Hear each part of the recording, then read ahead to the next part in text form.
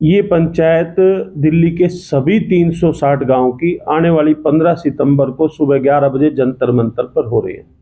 और पिछले साल भी हमने आंदोलन किया और समय समय पर सरकारों ने दिल्ली देहात को बर्बाद करने का काम किया और दिल्ली के गांवों को शहरीकरण के नाम पर स्लम बना दिया गया।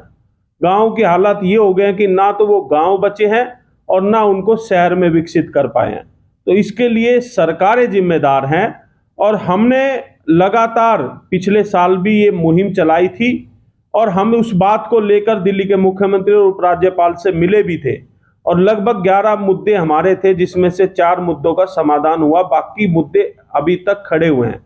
और सरकारों ने हमें आश्वासन दिया था कि जल्द से जल्द इन मुद्दों को सुलझाया जाएगा, लेकिन 1 वर्ष बीतने के बावजूद आज तक वो मुद्दे जो के तो पड़े हुए हैं।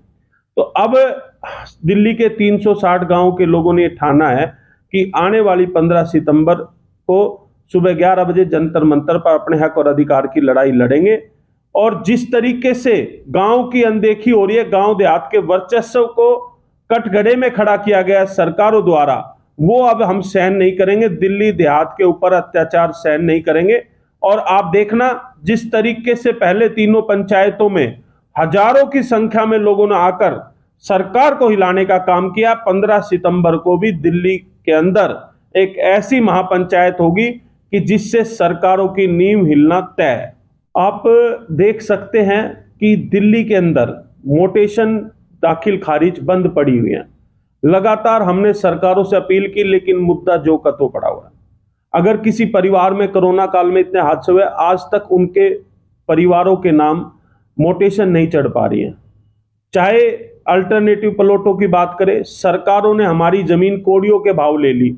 उनको सरकारों ने प्रोविजन बनाया था कि जिन किसानों की जमीन जाएगी उनको वैकल्पिक प्लॉट दिए जाएंगे, वो स्कीम भी सरकार ने बंद कर दी। तीसरी तरफ मुआवजे की बात, हमारी सर्कल रेट बढ़ाने की, पड़ोसी राज्यों में 18 करोड़ रुपए पर एकड़ तक का मुआवजा मिल रहा है। दिल्ली देश की राजधानी, वहां पर 53 लाख रुपए का। तो ये कहीं ना कहीं सरकारों का रवैया देहात के प्रति, दिल्ली के गांव वालों के प्रति ठीक नहीं है। और हम अपने हक अधिकार की लड़ाई लड़ेंगे, चाहे मास्टर प्लान की बात करें, चाहे जिस तरीके से 2007 से और 2024 आ गया, 17 साल से लैंड पूलिंग और जीडीए पॉलिसी और मास्टर प्लान के नाम पर गांव वालों को रोका गया। आज हम अपने गांव खेत में मकान नहीं बना सकते, वहां पर बिजली के कनेक्शन हमें नहीं मिलते हैं। अरे आपको अगर लाना है मास्टर प्लान या लैंड पूलिंग जीडीए पॉलिसी, तो किसानों के हित में किसानों के सुनकर उसको लागू कर दो, किसान मना नहीं कर, लेकिन किसानों के द्वारा सुझाव दिए गए उनको मान कर लाए।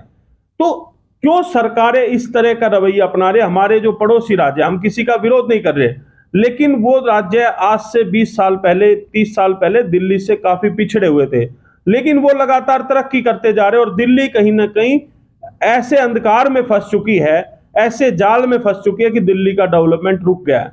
हम दिल्ली के गांव ने हमेशा दिल्ली के लिए अहम योगदान दिया, डेवलपमेंट के लिए, दिल्ली को सुरक्षित रखने के लिए हमारे बुजुर्गों ने बड़ी लड़ाइयां लड़ी। लेकिन आज हम किस हालात में खड़े हैं? आज सरकारों की, एक तरफ सरकार बात करती है स्मार्ट सिटी बनाने की, क्या हमारी मांग है कि सरकार स्मार्ट विलेज क्यों नहीं बनाती? और देश की राजधानी में अगर स्मार्ट विलेज नहीं बनेंगे तो कहां पर बनेंगे? मेरी समझ से परे है। कहीं ना कहीं सरकारों का रवैया दिल्ली देहात के खिलाफ है और दिल्ली देहात के लोगों ने अब ठाना है कि अब हम अपने हक अधिकार की लड़ाई खुद लड़ेंगे और मजबूती से लड़ेंगे और जीतेंगे।